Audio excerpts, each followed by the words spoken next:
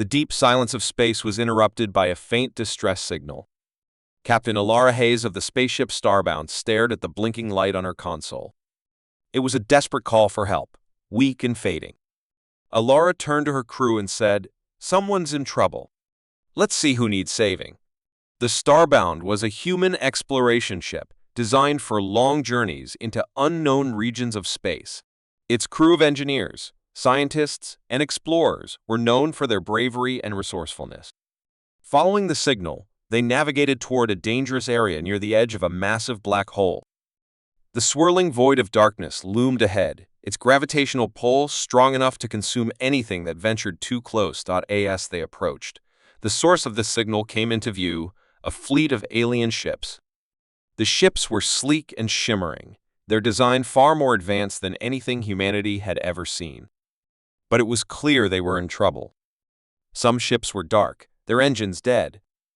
Others drifted aimlessly, caught in the gravitational pull of the black hole. "They're the Lithrax," said Dr. Kara Bennett, the ship's xenobiologist. "An advanced species we've only heard about in legends." "What are they doing here?" "Doesn't matter," Allura replied. "They need help. Let's move." The Lithrax responded to the Starbound's communication. Their leader, a tall, slender alien named Kalar, appeared on the ship's screen. His voice was calm but laced with despair. "We've lost power to most of our ships," he explained. "Our systems are failing, and we can't escape the pull of the black hole.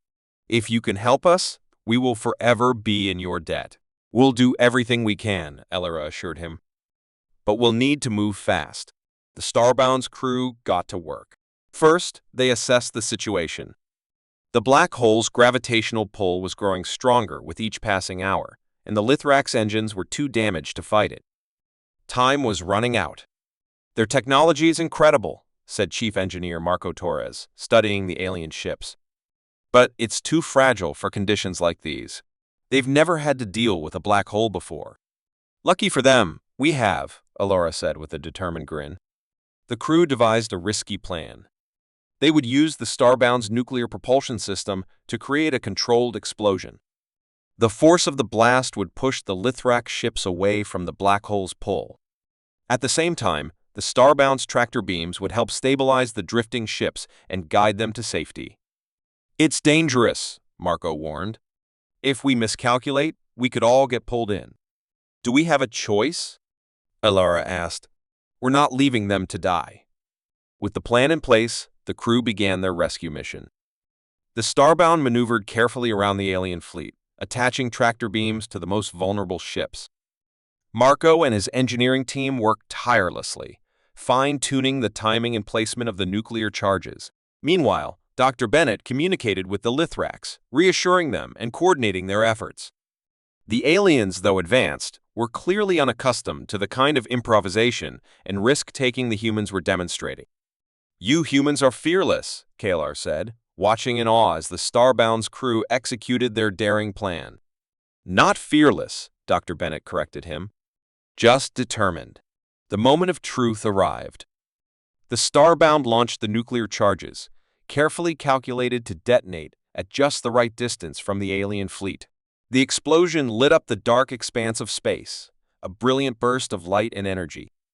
The shockwave surged through the fleet, pushing the Lithrax ships away from the black hole's pull. But the danger wasn't over yet. One of the Lithrax ships, heavily damaged, started to spin out of control.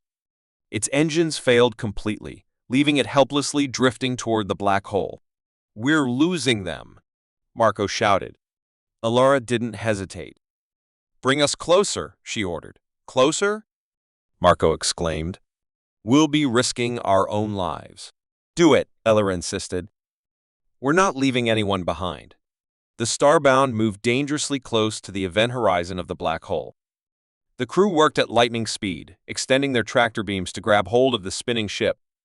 With a tremendous effort, they pulled it away from the black hole's grip and back to safety. As the Lithrax fleet stabilized, cheers erupted on the Starbound.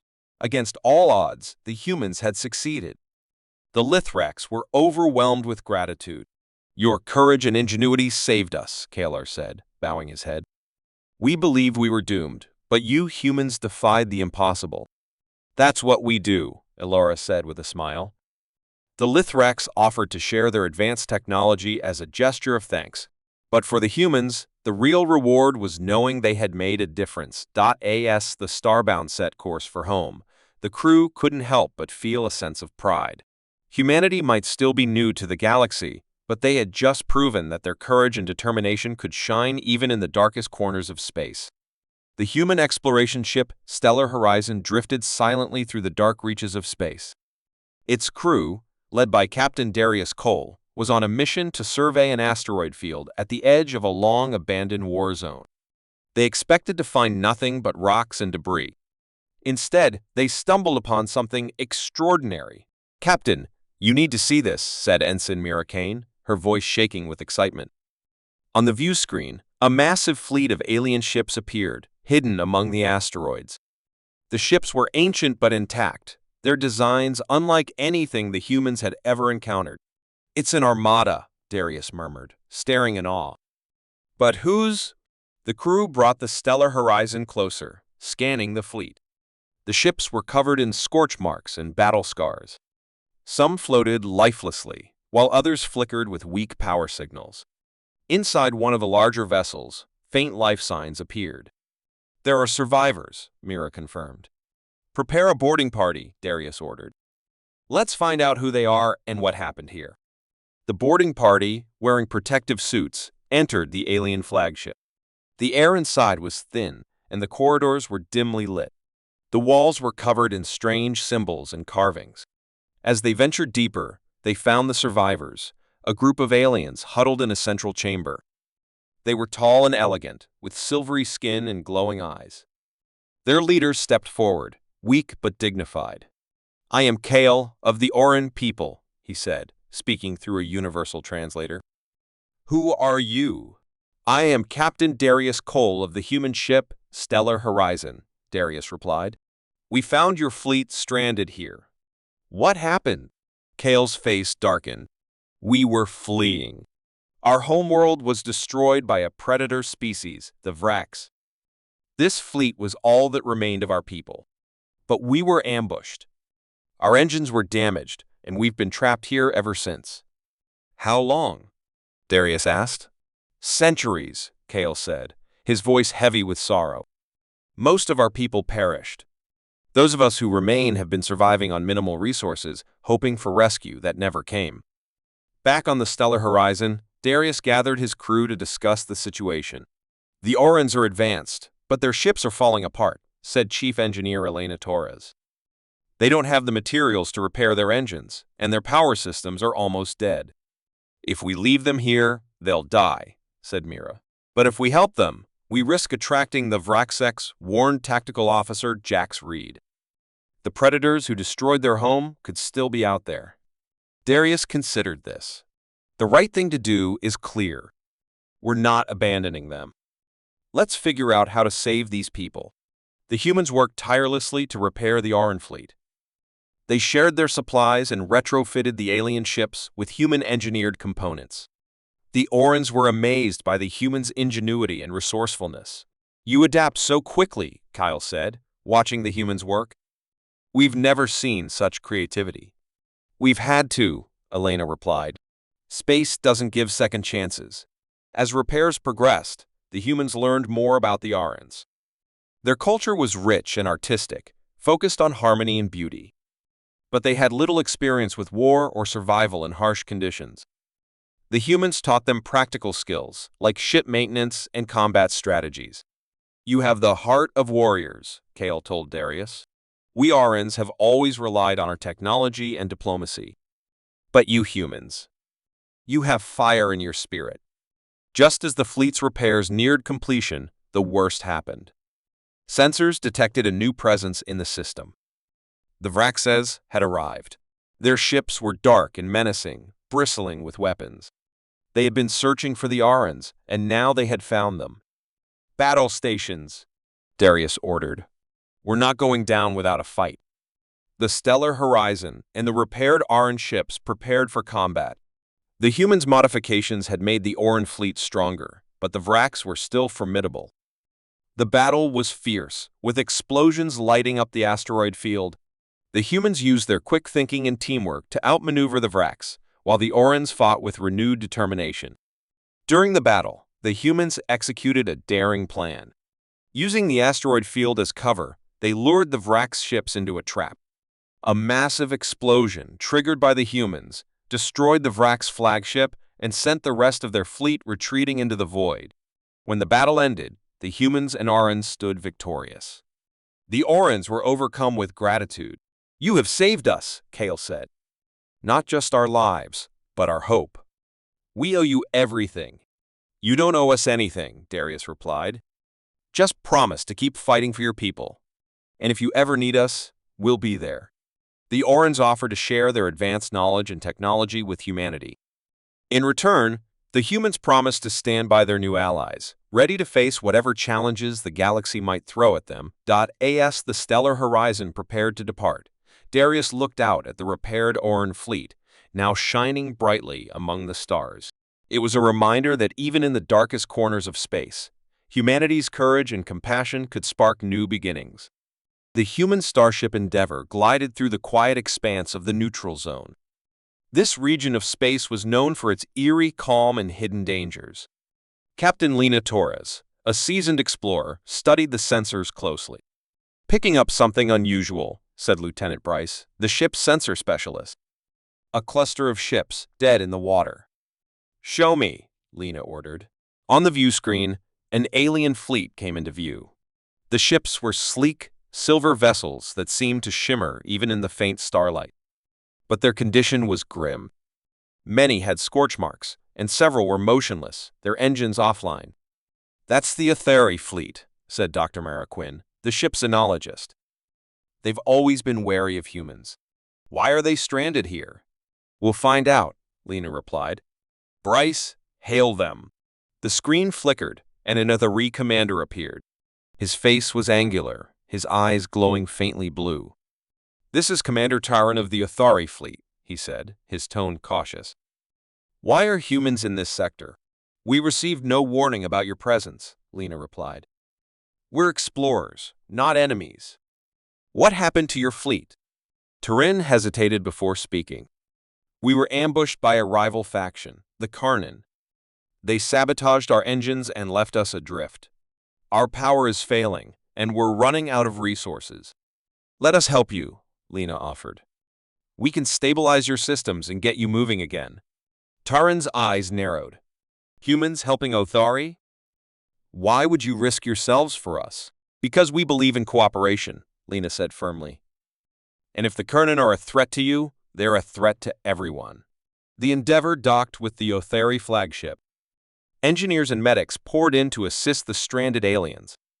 The Etheri were reluctant at first, but as the humans worked efficiently to repair their systems, the tension began to ease. Chief Engineer Malik Rise examined the Etheri engines. "Their tech is advanced but fragile," he said. "No wonder they couldn't recover from the sabotage. We'll need to replace some of their components with our own." "Will they accept that?" Lena asked. "They don't have a choice," Malik replied. "If they want to survive, they'll have to trust us." Meanwhile, Dr. Quinn learned more about the Etheri. Their society valued precision and discipline, but had little room for improvisation. The humans' ability to adapt and innovate seemed alien to them. "You act as if chaos is your ally," Tyron remarked, watching the humans work. "Sometimes it is," Mara replied with a smile. "When you can't control the situation, you have to adapt. That's how we survive." Just as the repairs were nearing completion, an alarm sounded. "Karnan ships incoming," Bryce announced. Lena sprang into action. "Battle stations. Tyron, get your people ready to fight." "Our weapons are barely functional," Tyron said grimly. "We cannot face them alone." "You're not alone," Lena said. "We'll fight together." The Karnan fleet emerged from hyperspace, their ships dark and menacing. Without hesitation, they opened fire.